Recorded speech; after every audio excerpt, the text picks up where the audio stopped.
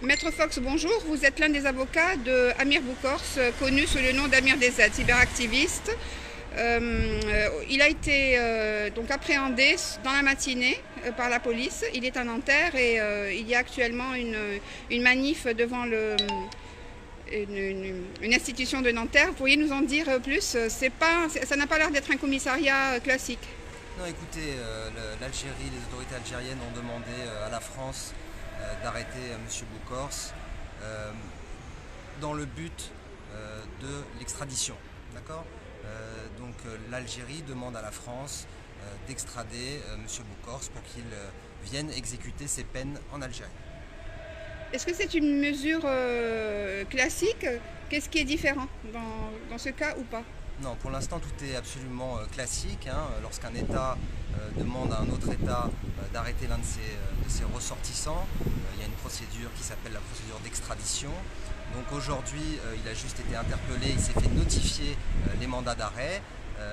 Donc il y a 7 mandats d'arrêt internationaux qui ont été délivrés par l'Algérie. Demain, il verra le procureur général de la Cour d'appel de Paris qui décidera de la suite à donner à ces demandes. Est-ce que le fait qu'il ait été demandé qu'il soit extradé alors qu'il est un cyberactiviste, on pourrait penser que c'est pour délit d'opinion, ça changera quelque chose?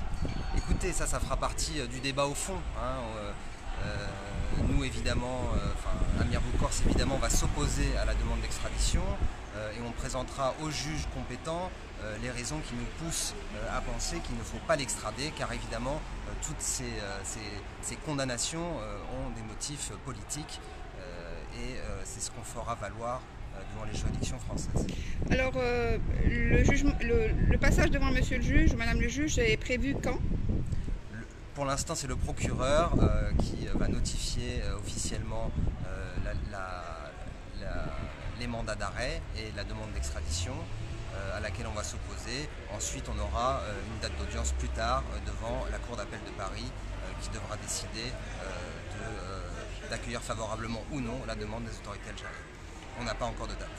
On n'a pas encore de date, ça pourrait être demain, comme ça pourrait être dans plusieurs semaines? Non, ça ne sera pas demain. Ça sera pas demain.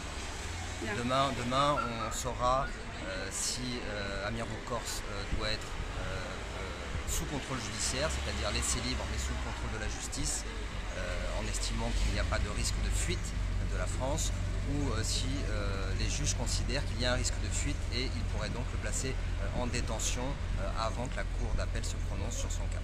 Alors c'est peut-être pas une question classique, mais je vous la pose quand même.